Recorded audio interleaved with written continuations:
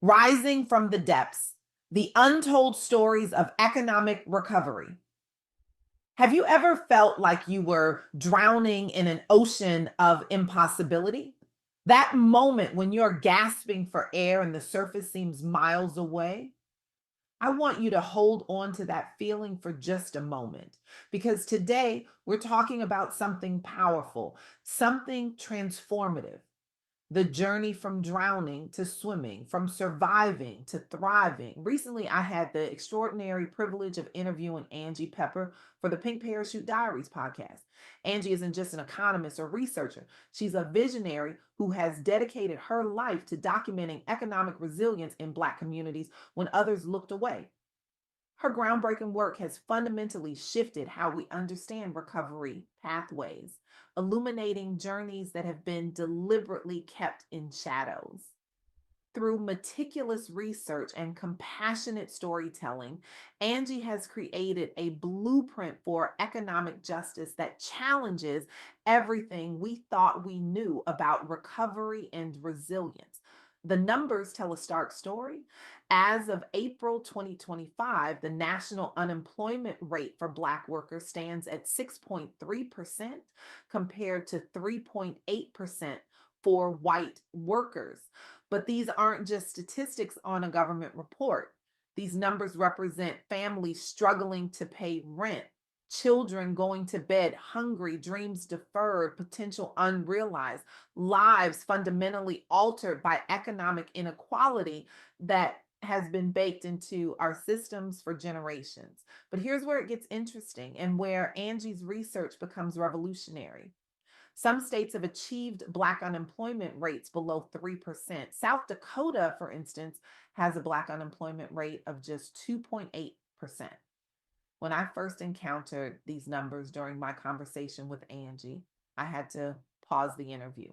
I literally stopped and asked her to repeat herself because these figures challenge a narrative we've accepted for far too long, that some gaps can't be closed, that some inequities are permanent features of our economic landscape.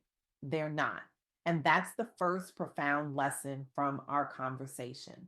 Recovery isn't just theoretically possible, it's happening right now in real communities with real people whose lives are being transformed. But how? What's the secret sauce in South Dakota?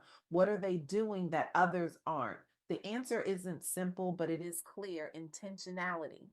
Targeted workforce development programs designed with equity at their core, economic policies crafted with the explicit goal of closing racial gaps, community based initiatives that recognize and address the unique barriers faced by Black workers, from transportation challenges to childcare deserts to hiring biases. It's not magic, it's not mystery, it's intentionality. And that intentionality extends beyond government policy. It reaches into technology, into community organizations, into the very fabric of how we structure opportunity in America.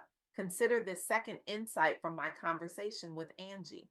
Artificial intelligence, that buzzword we can't escape, is becoming an unexpected ally in economic recovery for Black communities.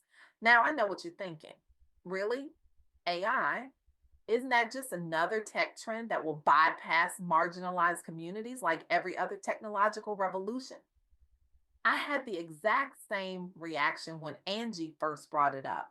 It's a fair question, and the answer is it depends entirely on how we deploy it. The wealth gap remains staggering. Black households average $311,000 in wealth compared to $1.4 million for white households, according to 2024 Federal Reserve data.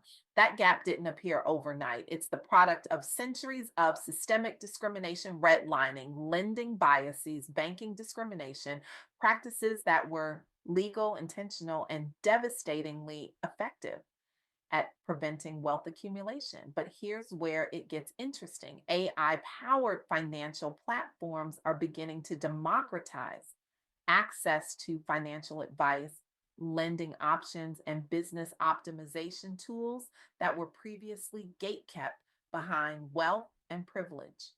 As Lamar Lang of Copify noted in Angie's research, AI is not an end all be all solution to Black economic mobility, but it represents one important tool in addressing long standing systemic issues. Imagine a small Black owned business that's been repeatedly denied loans despite solid financials. AI algorithms that remove human bias from lending decisions can level that playing field.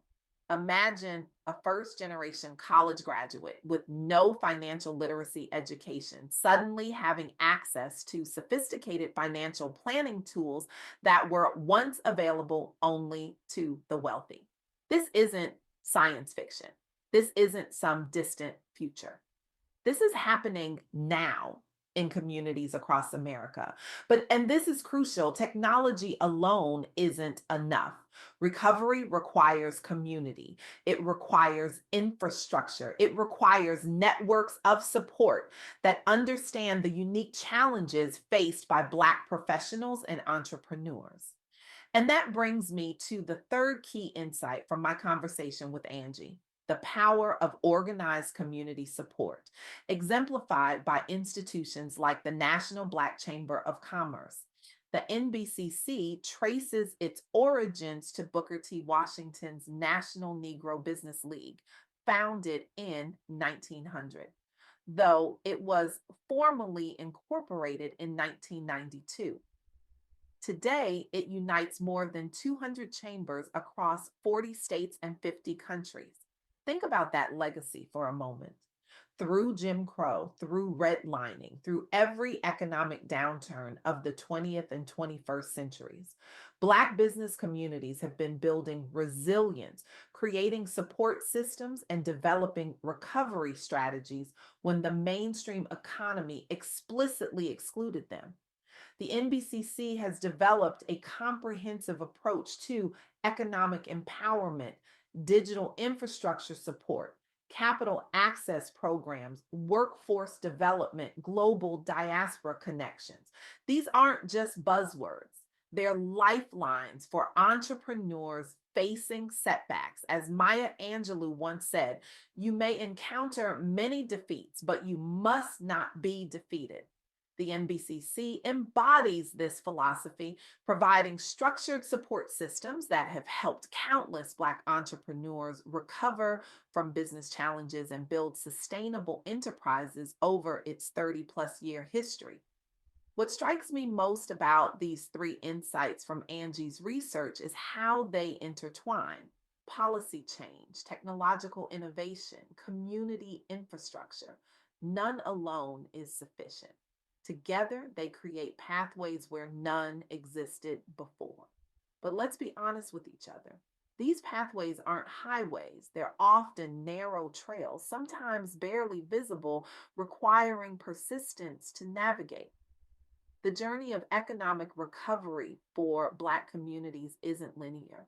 It doesn't follow a neat three-step process that fits on a PowerPoint slide. It's messy, it's frustrating. It sometimes feels like taking two steps forward and one step back.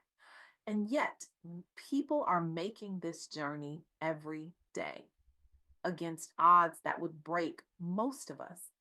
I'm reminded of a quote from Audre Lorde: when I dare to be powerful, to use my strength in the service of my vision, then it becomes less and less important whether I am afraid. The professionals and entrepreneurs navigating these recovery pathways aren't fearless, they're courageous. There's a profound difference.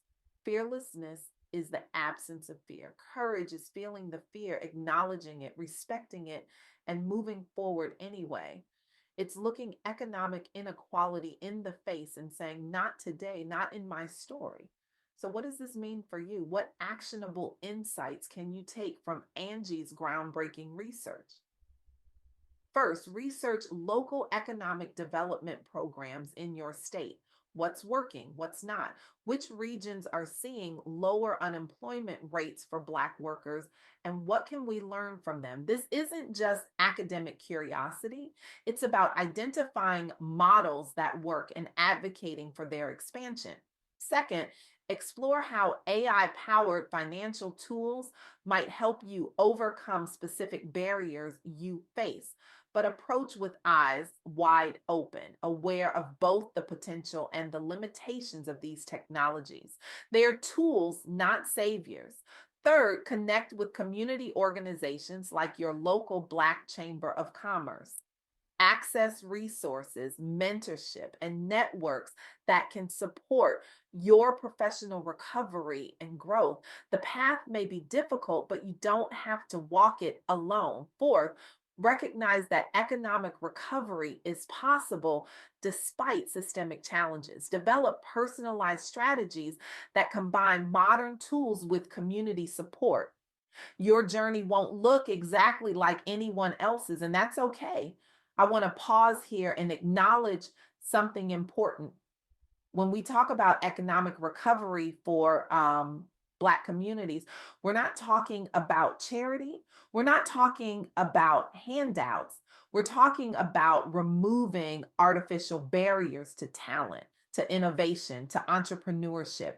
We're talking about creating a level playing field where success is determined by ability, not by zip code or last name or skin color. We're talking about unleashing potential that benefits not just Black communities, but our entire economy. The data is clear on this. McKinsey research shows that closing the racial wealth gap could add between $1 trillion and $1.5 trillion to the US economy over the next decade. That's not just good for Black Americans, that's good for all Americans. So when we talk about recovery, we're not just talking about individuals bouncing back from setbacks, though that's certainly part of it. We're talking about recovering the full potential of our economy by ensuring that talent, regardless of race, has pathways to contribute. This is why Angie's work matters so profoundly. By documenting these pathways, by highlighting success stories, by identifying what works, she's creating a roadmap, not just for individual recovery, but for collective progress. I'm asking you today, challenging you to see economic recovery not as someone else's problem, but as our shared opportunity. What if we stopped accepting inequality as inevitable? What if we demanded the intentionality that's working in places like South Dakota be applied nationwide? What if we harnessed technology not to widen gaps, but to close them? What if we invested in community infrastructure that turns survival into thriving? The journey from drowning to swimming starts with believing that the surface is reachable. It continues with building the strength to get there. And it succeeds when we create currents that lift everyone, not just those who were born closer to the top. No matter how far down you may be, personally, professionally, economically, you can recover, not because it's easy, not because the systems are fair, but because within each of us lies a capacity for resilience that, when combined with intentional policy, innovative technology, and supportive community, can overcome even the most persistent barriers. The time for accepting economic inequality as inevitable is over. The time for recovery, true, transformative, collective recovery, is now. And it begins with each of us refusing to accept that anyone should be left drowning when we have the knowledge, the tools, and the community to help them swim. What will you do today to start that journey?